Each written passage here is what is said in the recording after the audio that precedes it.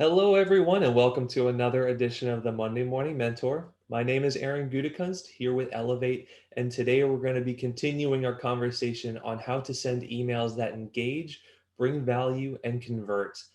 Now, last week we talked about the first step, which is ideally you want to get an email marketing platform dedicated to your email marketing strategy to just make things a lot easier, more trackable, and more appealing overall.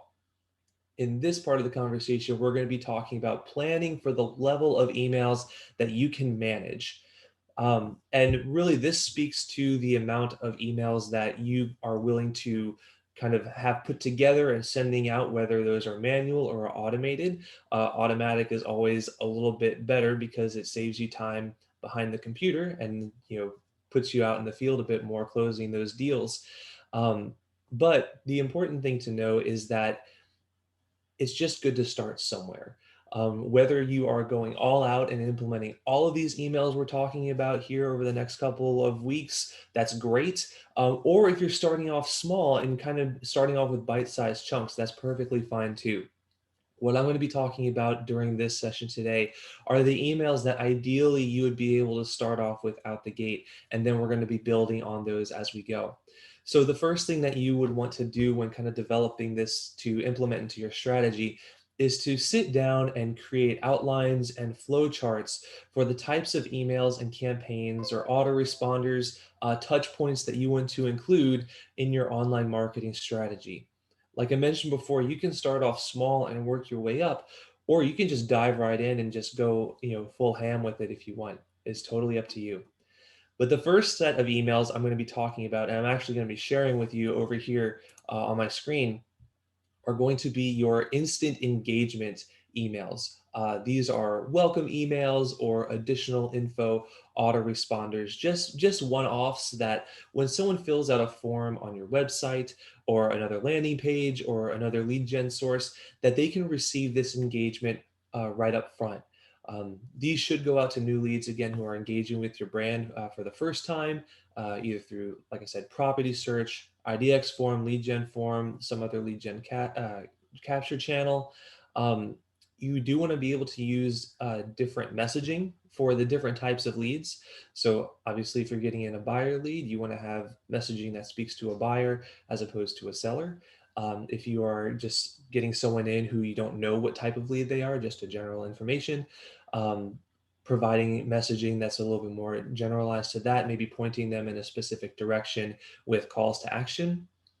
If you have a sign up that's specifically for newsletters or a specific type of drip campaign, being sure that the welcome email or that the initial email that they receive speaks directly to that so that they aren't confused that they signed up for a newsletter, but all of a sudden they're just getting a welcome email for buyers, because that's not what they signed up for, right? Um, you want to be sure to keep them simple. One graphic can be enough with a short message and invitation to engage in other areas of your online presence. Of course, providing links and providing additional information for those additional info autoresponders that they're actually looking for. You want to provide information that they're seeking, not necessarily just reiterating information they've already received. But enough of that. Let me go ahead because I'm going to go and share my screen real quick so that you can see some of what I am talking about. So the first thing we're going to take a look at are these autoresponders, the welcome email. So you can see that this particular email is pretty basic in terms of its messaging. This is just a real quick welcome email, something to engage with them really fast. It is, of course, branded to you, like to you. You want to keep it branded to yourself with your contact information. Some calls to action here to visit the website or view some listings. But let's say you want to go a little bit bigger with it. Let's go to kind of like the next level, if you will. This email is a little bit longer, as you can see. So what this one is doing is this one is speaking to buyers and sellers. And obviously for something like this, you would want to kind of tweak that messaging to speak to a specific subset of that. But you can see that what this is doing is first off, saying welcome. Next off, kind of giving a little bit of your credentials, saying what your experience is, introducing yourself a little bit. And then below, setting expectations for the emails. So this one is about daily marketing and daily market reports and property updates that they can receive, as well as biweekly newsletters that uh, teaches about real estate and about owning a house, things like that. So um, this is the one that would give a bit more information, right? Let's stay connected. So this is a type of welcome email that you can use that may not necessarily provide as much of the hey, this is who I am type messaging, but it does give a bit more in terms of how they can continue to engage with you. So you'll see that there's a section in here for the morning email reports, a link to where they can view your website, so they can tweak their search criteria on your IDX inside of your website, the introduction to the monthly newsletter, and then, of course, introducing them to, like, hey, I'm on social channels too. Check me out on Facebook, Twitter, LinkedIn, Instagram, these different places. And then finally, of course, contact information and a call to action to reach out immediately if they would like more. So these are just some examples of welcome emails or instant engagements that you can have set up to trigger and go out to those new leads as they're coming in. As you can see, they're not really graphics heavy, no graphics really in them at all, except for the headshot.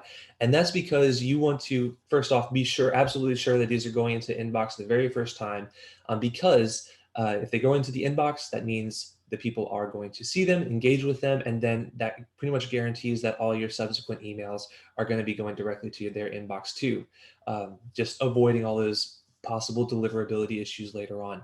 Um, but the other part of it is that you don't want these to be too cluttered up. You don't want them to necessarily just be like one huge PDF or just a whole bunch of different graphics with not a lot of information. You just want to kind of give them a taste, a teaser, if you will, of what's to come. But the next thing we're going to be talking about are things that are a little bit more graphic heavy. And these are more like the routine emails, more specifically, in this case, newsletters. So I'll go ahead and pull up one of the newsletters. Um, Newsletters, you guys know what newsletters are. These contain multiple content features, like articles. They can feature listings, local news, data, client showcases. The thing though is you don't want to make them too long, and you want to avoid having lots of graphics. And what I mean is you want to keep it to like 3 to 4 graphics tops. It can be tempting to add more in, but anything more than that, especially with like Gmail accounts, tends to hurt deliverability. Now, newsletters do tend to focus for a lot of agents and brokers as a catch-all when starting out.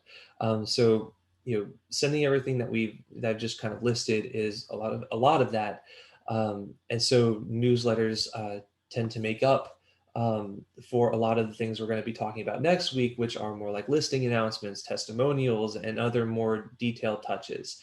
So if you're just starting out in email, the email marketing side of things, and you don't necessarily have the time, or maybe you don't want to kind of commit the time up front to kind of like put together a lot of the more specific touches.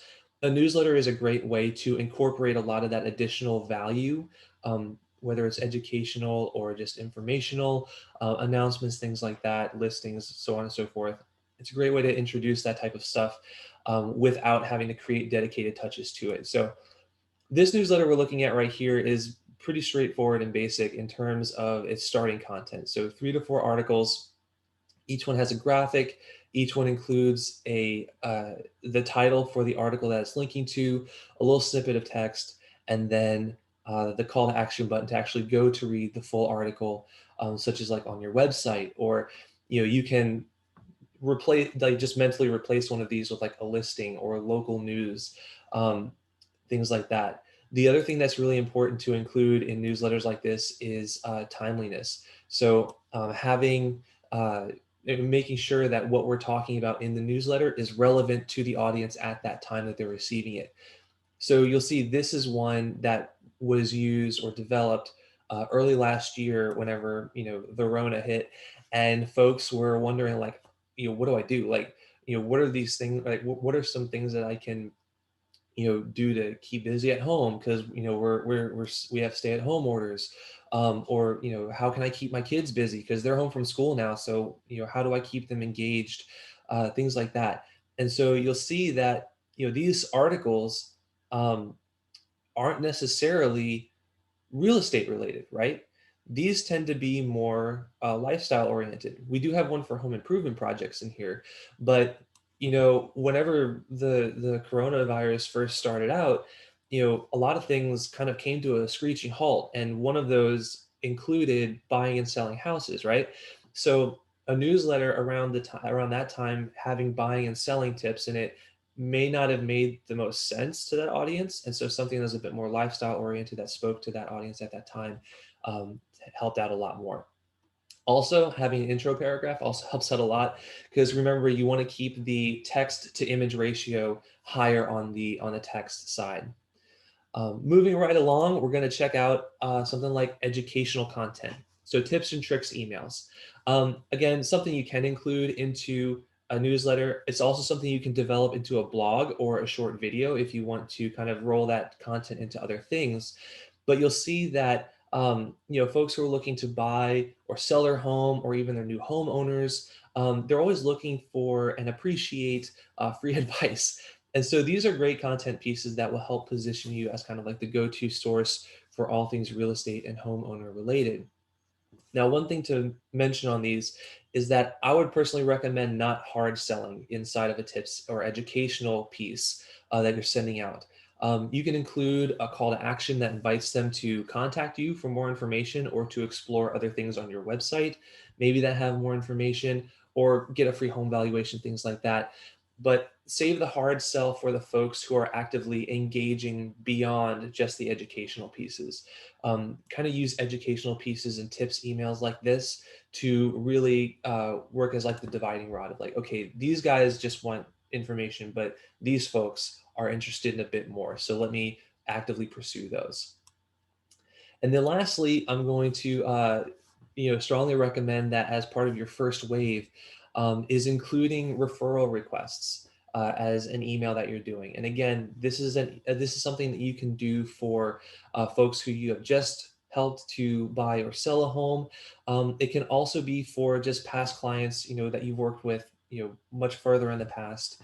Or just folks that around town that you're friends with, just remind them that, hey, look, I'm here. I am happy to work with anybody who needs help finding a new home or selling the one that they have because they're ready to move on. Um, it's not just for past clients to send these referrals to. You can also use emails like this to create contests and rewards for folks for referring their friends and family to you, so you can add a little gamification into it to make it fun.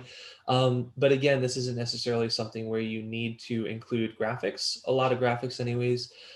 You could include something like a testimonial inside of this, but you always want to make sure, again, through all of these, that you are including your contact information, some run through, like some, or I guess some through line calls to action, like viewing the website and listings. Um, and then one thing I'm sure that you've noticed throughout all of these is that all of these at the top say, "Hello, Aaron." My name being Aaron, of course. And that's not something that I manually typed in. That is something that the platform that I used inside of Elevate auto-populated for me, which is important because one of the key things about making email more engaging, or for folks more willing to actually read your content, is to make it personalized. And so again, kind of talking or harkening back to what we talked about last week, using a platform that allows you to personalize your different touches, your different emails is huge. And so I would strongly recommend using something like that. So that's where I would recommend kind of getting your feet wet in terms of email marketing. I know that might seem like a lot of content that we've just gone over, but trust me, once you get into a system that allows you to automate a lot of this content, it's really nothing at all. And what we're going to be going over next week will cover even more. So, again, these are things that I would recommend starting out and then kind of building on using these things like newsletters and welcome emails to at least get those initial conversations going from your lead capture and then from ongoing nurturing. Next week, we're going to be talking more about drip campaigns and market reports, things of that nature, listings and open house emails, which are super important. And so I hope you will join me for that conversation as well. Anyways, I want to thank you again. Be sure to check us out at tryelevate.com so you can see all the great emails and content and tools that are available to you, and the ways that agents and brokers just across the nation are benefiting from those. So be sure to check us out. Come say hi to us on our social channels. And until next week, I'm Aaron Gudikun signing off.